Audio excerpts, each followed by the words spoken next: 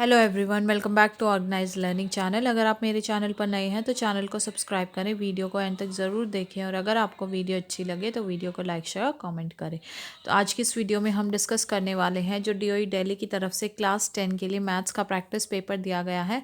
तो उसके कुछ क्वेश्चन हम पिछली वीडियो में डिस्कस कर चुके हैं और कुछ क्वेश्चन हम आज वाली वीडियो में डिस्कस करेंगे। तो देखते हैं।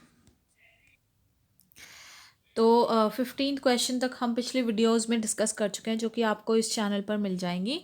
तो हम 16 क्वेश्चन से स्टार्ट करते हैं आज। The value of cos 0, cos 30, cos 45 and cos 60 is. हमें वैल्यू बतानी है, इसकी क्या वैल्यू हो जाएगी हमारे पास। तो आंसर आएगा बी ऑप्शन, दैट इज √6/8। अभी आंसर आया कैसे ये हम देख लेते हैं। तो देखो इसका आंसर कैसे आएगा। कॉस 0, कॉस 30, कॉस 45, कॉस 60 ये सारे मल्टीप्लाइड हैं आपस में। अब इनकी वैल्यूज़ पुट करनी है सिंपली। तो आपको ये टेबल के से इनकी वैल्यूज़ जो है वो लर्न करनी होगी ट्रिग्नोमेट्रिक टेबल से। तो कॉस 0 होता है हमारे पास 1, कॉस 30 होता है √3/2, कॉस 45 होता है 1/√2 और कॉस 60 होता है 1/2। तो इन सबको मल्टीप्लाई किया तो आंसर आया √3/4√2। अब जो डिनोमिनेटर है उसमें रूट की वैल्यू हमें क्या करनी होती है, रिमूव करनी होती है। तो उसके लिए हम क्या करेंगे, डिनोमिनेटर और न्यूमरेटर में उस सेम रूट की वैल्यू को मल्टीप्लाई कर देंगे। तो ये क्या बन गया हमारे पास, √3 इंटू √2 √6 और ये 4 इंटू √2 इंटू √2 4 इंटू 2 यानी कि 8। ठीक है, नेक्स्ट क्वेश्चन देखते हैं अब। तो नेक्स्ट जो क्वेश्चन है that is the radius of spherical balloon increases from 8 centimetre to 12 centimetre. एक स्फेरिकल बलून है और उसकी जो रेडियस है वो 8 सेंटीमीटर से 12 सेंटीमीटर जो है इंक्रीज हो रही है। तो the ratio of the surface areas of balloon in two cases is. तो हमें रेशियो बतानी है जो बलून के सरफेस एरिया की होगी इन दोनों केसेस में, 8 सेंटीमीटर इज टू 12 सेंटीमीटर में। तो वो रेशियो जो है वो आएगी वैसे कितनी, 4:9, that is option number D. अब इसको सॉल्व कैसे किया है। तो इस क्वेश्चन का क्या सॉल्यूशन होगा हमारे पास। हमें क्या गिवन है, R1 जो है 8 सेंटीमीटर, फिर उसको इंक्रीज कर दिया है R2 हो जाएगी वो 12 सेंटीमीटर, ये हमें गिवन है। अब हमें पता है जो सरफेस एरिया होता है स्फेरिकल बलून का वो होता है 4πr²। तो जो रेशो हो जाएगी surface area of spherical balloon की वो क्या हो जाएगी, 4πr1² डिवाइडेड बाई 4πr2²। तो 4π से तो 4π कैंसिल आउट हो जाएगा। R1 की जगह पे 8 का स्क्वायर आ जाएगा और R2² की जगह पे 12 का स्क्वायर। तो कितना हो गया, 64/144, दैट इज 4/9। तो इसलिए रेशियो क्या आ जाएगी हमारे पास, 4:9। ठीक है, नेक्स्ट क्वेश्चन देखते हैं। नेक्स्ट जो क्वेश्चन दिया गया है वो क्या है, a fish tank has 5 male fish and 8 female fish. एक फिश टैंक में 5 मेल फिश है और 8 फीमेल फिश है। The probability of fish taken out is a male fish is. तो अगर उसमें से रैंडमली कोई भी फिश टेक आउट करते हैं तो क्या प्रोबेबिलिटी होगी कि वो एक मेल फिश होगी। तो इसका आंसर है ऑप्शन नंबर सी, 5/13। अब इसको कैसे हम सॉल्व करते हैं। तो देखो इसको कैसे सॉल्व करेंगे, हमें क्या दिया गया, नंबर ऑफ मेल फिश कितनी है 5 और नंबर ऑफ फीमेल फिश कितनी है 8। अब probability of fish taken out as male fish की प्रोबेबिलिटी क्या हो जाएगी, वो होगी 5/13। कैसे, जो नंबर ऑफ फेवरेबल आउटकम्स यानी कि हमें क्या बतानी है, मेल फिश की बतानी है ना, वो कितने हैं 5, डिवाइडेड बाय जो total number of outcomes, total मतलब टोटल उसमें कितनी जो फिश थी वो, यानी कि 5 + 8 कितनी हो जाएगी 13। तो इसलिए प्रोबेबिलिटी आ जाएगी 5/13। अब नेक्स्ट क्वेश्चन देखते हैं। तो इस क्वेश्चन में क्या दिया गया है हमें, एक असर्शन स्टेटमेंट होगी, एक रीजन स्टेटमेंट होगी। हमें ये बताना कि ये दोनों स्टेटमेंट जो है हमारे पास ट्रू होगी या फॉल्स होगी, और अगर दोनों ट्रू है तो क्या जो रीज़न वाली स्टेटमेंट है वो असर्शन वाली स्टेटमेंट की सही एक्सप्लेनेशन है या नहीं है। ठीक है, तो पहले देखते हैं हम असर्शन वाली स्टेटमेंट वो क्या है हमारे पास। By increasing the list price of a book by ₹10 a person can buy 10 less books for ₹1200। एक बुक पे अगर 10 रुपये जो है लिस्ट प्राइस बढ़ा दिया, तो उस वो जो पर्सन है उसको अब 10 कम बुक खरीदने को मिलेगी 1200 रुपये में, अगर उसका लिस्ट प्राइस जो है वो बढ़ा दिया गया है 10 रुपये से। तो ऑब्वियसली अगर किसी भी प्रोडक्ट का प्राइस बढ़ाया जाएगा तो उसकी क्वांटिटी जो है, मान लीजिए अगर 100 रुपये में पहले हम कोई चीज़ें थी वो 10 खरीद सकते थे, और अब और वो जो इसका मतलब मान लीजिए वो 1 रुपये की थी, वो मतलब 10 रुपये की वो चीज़ थी, एक चीज़, तो हम वो 10 खरीद सकते थे पहले 100 रुपये में। अब मान लो उसका प्राइस 110 कर दिया है, मतलब अब उसका प्राइस जो है यहाँ पे मान लो 11 रुपये कर दिया है, अब वो प्राइस जो है 11 रुपये कर दिया है। तो अब अगर 100 रुपये में बात की जाए तो 100 रुपये में हम कितनी खरीद सकते हैं, तो इस 10 से तो कम ही खरीदने को मिलेगी ना हमें, अराउंड 9 के अराउंड जो है हम वो चीज़ें खरीद सकते हैं। तो ऑब्वियसली अगर किसी भी उसका प्राइस बढ़ाएंगे तो वो चीज़ अब जितनी पहले उस रेट में हम जितनी खरीद सकते थे उससे कम खरीदने को मिलेगी, तो ये बिल्कुल सही है। सेकेंड रीज़न क्या है, bye increasing the cost price more number of books can be purchased for a given amount. अगर मान लो कॉस्ट प्राइस बढ़ाया है किसी चीज़ का, ये मान लो 100 रुपये की थी पहले ये चीज़, अब ये 110 रुपये की कर दी है, तो क्या ज़्यादा नंबर ऑफ बुक्स परचेज हो सकेगी उस अमाउंट में, कि अब माँ क्या उस 100 रुपये में ज़्यादा नंबर ऑफ बुक्स जो है वो परचेज हो पाएगी? तो ऑब्वियसली ये बिल्कुल गलत है, क्योंकि अगर प्राइस बढ़ गया तो हम ज़्यादा थोड़ी खरीद पाएंगे, चीज़ें कम हो जाएंगी ना। तो इसलिए असर्शन स्टेटमेंट ट्रू है, तो सी ऑप्शन यानी कि assertion is true but reason वाली स्टेटमेंट आर जो है वो फॉल्स है। ठीक है, नेक्स्ट जो क्वेश्चन दिया गया है वो क्या है, असर्शन क्या दिया गया है, if triangle A B C and triangle P Q R congruent then they are also similar triangles. अगर ट्राइंगल ए बी सी और ट्राइंगल पी क्यू आर है, अगर वो कॉन्ग्रेंट है तो इसका मतलब वो दोनों सिमिलर भी होंगी ट्राइंगल्स। ठीक है, तो ये बिल्कुल सही स्टेटमेंट है, तो ये ट्रू है। रीज़न क्या है कि all congruent triangles are similar but the similar triangles need not be congruent. जितनी भी कॉन्ग्रेंट ट्राइंगल्स हैं वो सिमिलर होती हैं, लेकिन सारी सिमिलर ट्राइंगल ज़रूरी नहीं है कि वो कॉन्ग्रेंट हो, तो ये भी बिल्कुल ट्रू है। और ये जो रीज़न है, ये कारण, ये इसकी सही बिल्कुल सही एक्सप्लेनेशन है इस असर्शन की, कि क्योंकि सारी कॉन्ग्रेंट ट्राइंगल्स जो है वो सिमिलर होती हैं, तो अगर जो ट्राइंगल, ये दोनों ट्राइंगल कॉन्ग्रेंट होंगी तो इसका मतलब ये सिमिलर भी होंगी, तो इसलिए हमारे पास जो ऑप्शन नंबर ए है वो करेक्ट होगा। वो क्या है कि both assertion and reason are true, assertion और रीज़न दोनों ट्रू है, और रीज़न आर जो है वो करेक्ट एक्सप्लेनेशन है असर्शन की। ठीक है, अब नेक्स्ट जो सेक्शन बी है इसमें जो क्वेश्चंस है वो 2 मार्क्स के क्वेश्चंस हैं। तो क्या क्वेश्चन है 21, वो है the LCM of two numbers is 14 times their HCF. LCM है दो नंबर का, वो 14 गुना है उनके एचसीएफ से। The sum of LCM and HCF is 600, और जो एलसीएम और एचसीएफ का सम है वो 600 है। If one of the number is 280, अगर एक नंबर 280 है तो फाइंड द अदर नंबर, तो दूसरा नंबर बताना है। तो इसका सोल्यूशन क्या होगा, तो देखो इसका सोल्यूशन कैसे होगा, हमें अदर नंबर फाइंड आउट करना है, तो वो हमने एक्स मान लिया। एलसीएम क्या दिया गया है हमें, 14 टाइम्स ऑफ एचसीएफ दिया गया है, और इसके अलावा एलसीएम प्लस एचसीएफ भी हमें 600 दिया गया है। तो एलसीएम की जगह पे हमने ये वैल्यू पुट करी, तो यानी कि 14 HCF plus HCF is equal to 600, और जब इसको सॉल्व किया तो एचसीएफ की वैल्यू आ गई 40। अब एचसीएफ 40 आ गया तो एलसीएम कितना आ जाएगा हमारे पास, 14 इंटू 40 यानी कि 560। और अब हमें ये पता है कि एलसीएम इंटू एचसीएफ किसके इक्वल होता है, प्रोडक्ट ऑफ टू नंबर्स। तो अब एलसीएम कितना है 560 इंटू एचसीएफ कितना है 40 is equal to product of two numbers, यानी कि एक नंबर है 280 और दूसरा क्या है x, तो 280 इंटू एक्स। तो x हमारे पास क्या आ जाएगा, जब इसको सॉल्व किया वो आ जाएगा हमारे पास 80। ठीक है, नेक्स्ट क्वेश्चन देखते हैं अब। तो नेक्स्ट 22nd क्वेश्चन दिया गया हमें, find the value of A for which the quadratic equation X square minus A X plus 1 has real and equal roots. हमें ए की वैल्यू फाइंड करनी है इस क्वाड्रेटिक इक्वेशन में, जिससे जो है, और इस क्वाड्रेटिक इक्वेशन के रियल और इक्वल रूट्स हैं। तो देखते हैं कि इस क्वेश्चन को कैसे सॉल्व करेंगे।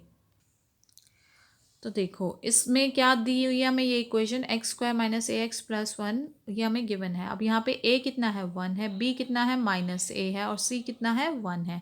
अब अगर रियल और इक्वल रूट्स की बात की जाए तो हमारे पास डी की वैल्यू किसके इक्वल होती है, 0 के इक्वल। तो इसलिए हमारा जो बी स्क्वायर माइनस 4ac है वो किसके इक्वल हो जाएगा, 0 के। यहाँ सिंपली हमने वैल्यूज़ को पुट करना है, तो b कितना है हमारा माइनस का a, उसका स्क्वायर हो जाएगा। -4 इंटू ए कितना है 1, इंटू सी कितना है वो भी 1 है, इक्वल टू 0। तो जब इसको सॉल्व किया a square minus 4 is equal to 0, तो a की वैल्यू आती है हमारे पास +-2। ठीक है, नेक्स्ट क्वेश्चन है, तो जो नेक्स्ट क्वेश्चन है वो हमारे पास और वाला पार्ट जो है वही है। तो वो और वाला पार्ट हमें क्या दिया गया है, 22 के और वाला पार्ट हमें दिया गया है सॉल्व फॉर एक्स। हमें एक्स के लिए सॉल्व करना है। क्या इक्वेशन दी गई हमें, 2x² + 7/2x + 3/4 = 0। तो अब इसको हम सॉल्व करते हैं। तो ये क्या हो जाएगा, ये इक्वेशन हमने पहले लिख ली, 2x² + 7/2x + 3/4 = 0, ये हमें गिवन है। तो जब भी इस टाइप की अगर इक्वेशंस हमारे पास होती है तो सबसे पहला काम है हमारा एलसीएम लेकर और जो इसकी डिनोमिनेटर वैल्यू है उसको ख़त्म करना। तो हाँ, यहाँ पे एलसीएम 2 और 4 का कितना आ जाएगा, 4 आ जाएगा।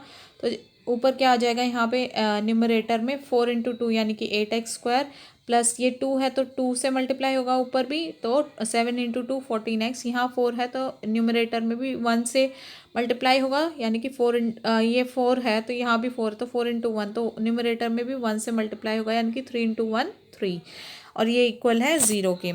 तो ये क्या इक्वेशन बच गई, 8x² + 14x + 3 = 0। अब हम यहाँ पे क्या करना है, हमें मिड टर्म को स्प्लिट करके हम जो है x के रूट्स फाइंड आउट कर सकते हैं। तो देखो इसकी मल्टीप्लाई क्या होगी, 8 × 3 24, और यहाँ मिड टर्म में हमें चाहिए एडिशन 14। तो हमें ऐसे दो नंबर चाहिए हैं जिनका जो मल्टीप्लिकेशन है वो 24 आए और उनको ऐड करने पे 14 आए। तो ऐसे दो नंबर हो जाएंगे हमारे पास 12 और 2। जब 12 को 2 से मल्टीप्लाई किया तो 24 आएगा, और जब 12 को और 2 को ऐड करेंगे तो वो आ जाएगा हमारे पास 14। ठीक है, तो 8x² + 2x + 12x + 3 = 0। अब यहाँ से कॉमन लिया 2x, तो यहाँ पे बचा हमारे पास 4x + 1 प्लस यहाँ से कॉमन आ जाएगा 3, 4x + 1 = 0। तो 2x + 3 × 4x + 1 = 0। तो ये 2x + 3 = 0 और ये 4x + 1 = 0। तो x कितना आ जाएगा, -3/2 और -1/4। ठीक है। अब 23rd क्वेश्चन क्या दिया गया है हमें दिया गया है in triangle A B C D is parallel to B C. एक ट्राइंगल है ए बी सी, उसमें डी ई पैरेलल है बी सी के। If A D is equal to 1.75 centimetre, A B is equal to 7 centimetre and A E is equal to 2 centimetre, then find the value of A C. अगर A D 1.75 है और A B 7 है, ए ई 2 centimetre है, तो हमें ए सी की value जो है वो फाइंड आउट करनी है।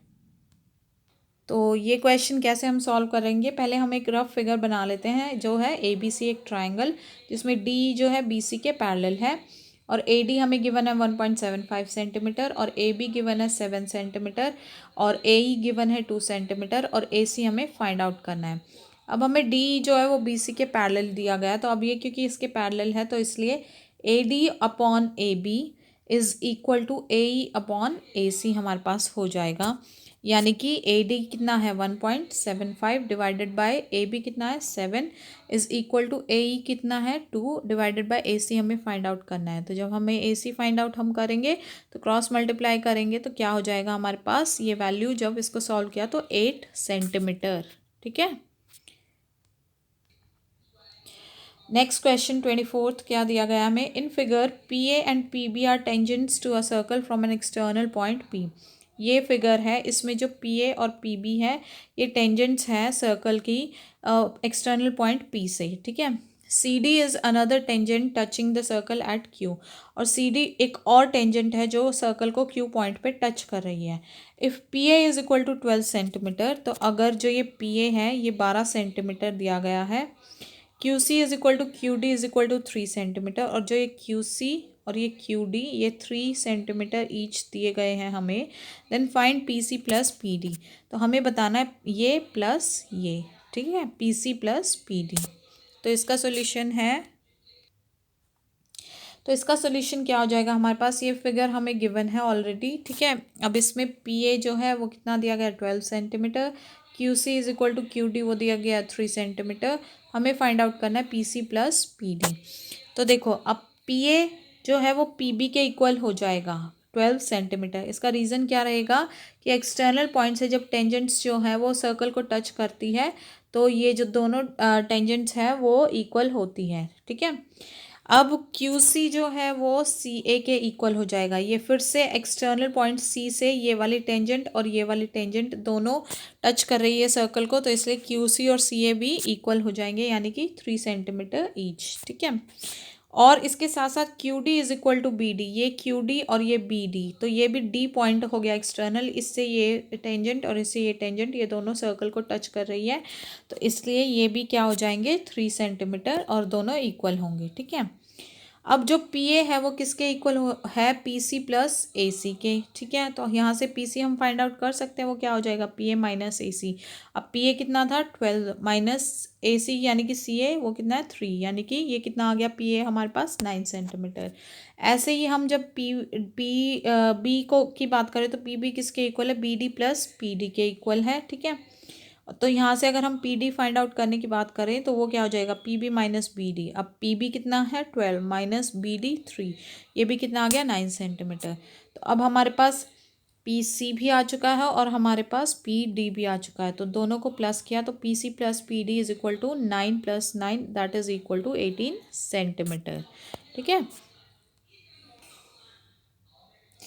नेक्स्ट क्वेश्चन दिया गया है, in a triangle A B C right angle at C if tan A is equal to 1/√3 find the value of sin A cos b plus cos A sin b। एक triangle दी गई है A B सी जिसमें right angle कौन सा angle है सी, और अगर tan ए 1/√3 दिया गया है तो हमें फाइंड आउट करनी है sin A cos b plus cos A sin b की वैल्यू। तो इसका सोल्यूशन देख लेते हैं। तो देखो इस क्वेश्चन को हम कैसे सॉल्व करेंगे, हमें tan ए की वैल्यू दी गई है कितनी 1/√3। तो इस टाइप के क्वेश्चन को हम जो है दो तरीके से सॉल्व कर सकते हैं। तो एक तरीका पहले देख लेते हैं हम। तो tan A is equal to 1/√3 और हमें पता है कि tan की जो भी वैल्यूज़ होती है वो परपेंडिकुलर अपॉन बेस के इक्वल होती है। तो हम अगर एक राइट ट्राइंगल ड्रॉ करते हैं तो ए बी सी, और जिसमें हमें बोला गया कि राइट एंगल एट सी। ठीक है। तो अब tan ए की बात की जा रही है, यानी कि ए के सामने वाला ये परपेंडिकुलर होगा और ये बेस होगा। तो अब इसकी वैल्यू हमें कितनी दी गई है 1/√3, और हमें पता है कि ये परपेंडिकुलर होता है और ये बेस, तो यानी कि p की वैल्यू 1 यहाँ पे आ जाएगी और ये √3 यहाँ आएगा।